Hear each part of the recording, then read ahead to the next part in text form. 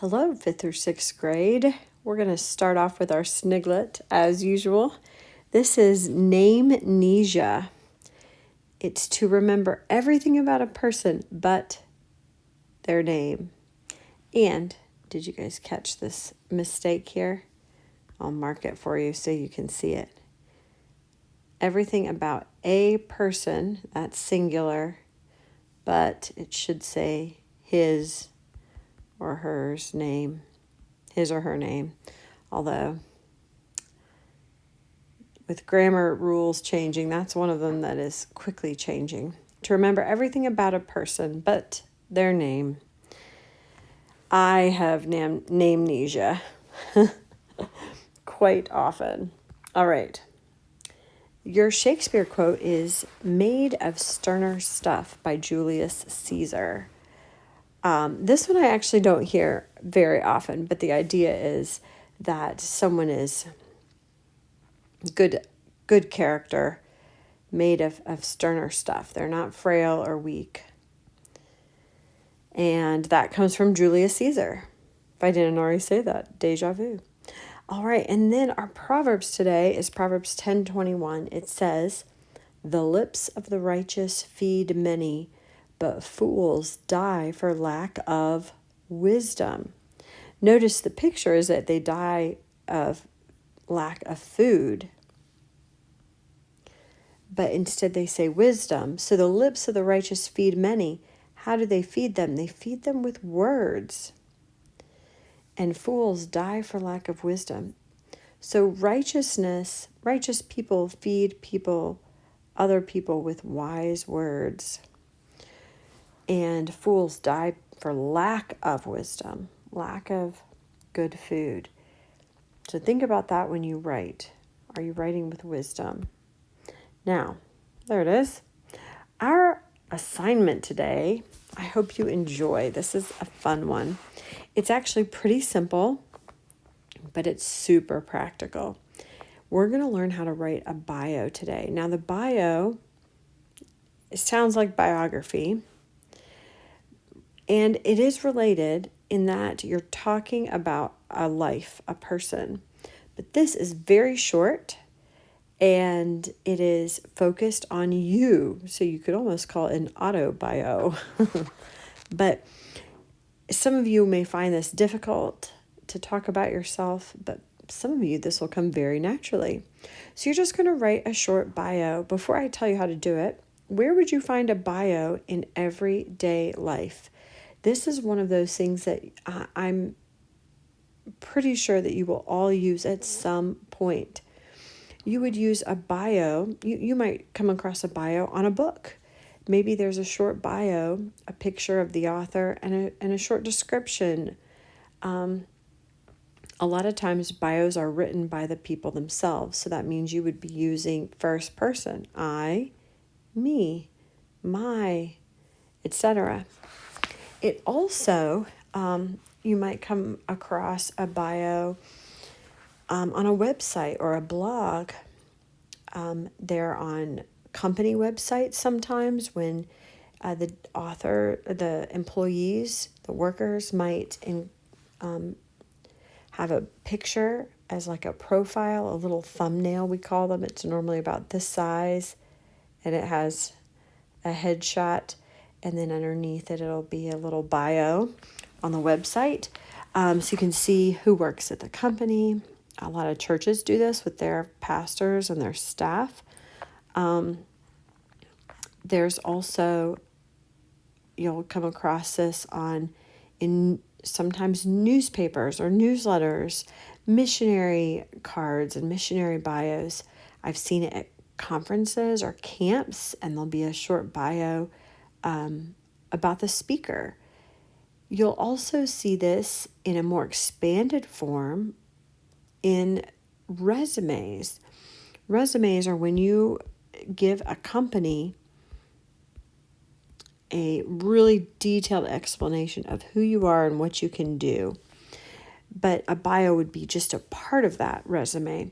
So there are lots of ways you might use this bio in the future. A couple key things to remember. Always keep your bio updated. So as you change, so should your bio change. I give this assignment in all 3 tracks of my writing class. And when you come to this part, you should update your bio because these things will change. Also, be on the lookout for other people's bios now that you are aware of them. So it's a super practical assignment. Here's what you're going to do to include in your bio. Okay, include your name. Your name goes at the very top. Include your contact information. Now, most of you probably don't have a lot of contact information. Contact information is exactly what it sounds like. It's the information you include so that people who might want to contact you know how to do it. It might be your family phone number. It might be an email address. And it might be a home address if you're looking at exchanging addresses and writing letters. So that would be your contact information. The other thing you can include are your hobbies. Hobbies are things that you do when you have free time and your school is done, your chores are done, your extracurricular activities are done, you're home. What do you do with your time? Now, I'm not talking about video games or playing dolls.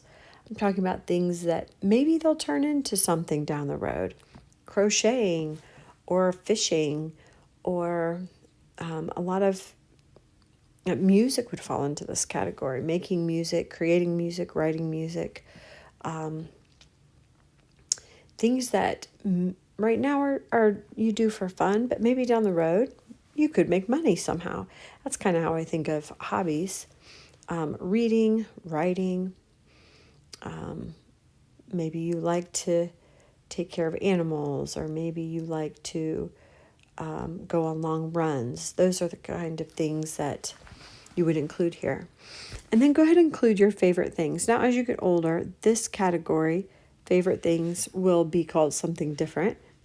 And it will develop a little differently. But for now, I just want you to include your favorite things. Favorite colors, favorite places to go, favorite books to read. And then last, I want you to include a summary of your personal story. So maybe, you can just say, I'm a Midwestern girl who lives in the middle of the United States of America. I like to eat normal American food. I've grown up in a big family, and because of that, I love being around lots of people, and just a short kind of summary of who you are. Now, what won't you include? You don't need to include a description of your physical appearance. 2 reasons. 1, because often nowadays it includes a picture of you, but secondly, that's not really the focus of this. It's more a description of your personality, what you like to do, and who you are. You don't need to include information about other people. You don't need to include friends or family. This is supposed to be focused on you, Y-O-U. You also do not need to include any kind of things that you don't like. Just by excluding them, we know you don't. So you wouldn't include things you don't do, or things you used to do, or things that your friends do. You're just focused on you, things that you do right now that's current.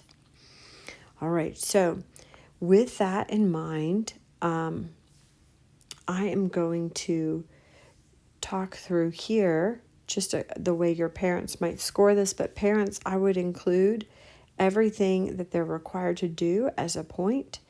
So did they write a bio? Do they have their name? Do they have some hobbies? A hobby at least. Favorite things? A summary of their personal story. Was it turned in on time? And if it were my student, I'd say, was it typed?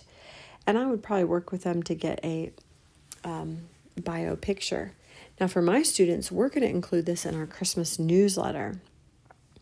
So we're going to have a bio and a profile picture, a little thumbnail picture to include with that, because you are a contributing author. So that's something fun we'll be doing there. So I hope you enjoy this assignment. It's pretty simple, but make it look really sharp and enjoy.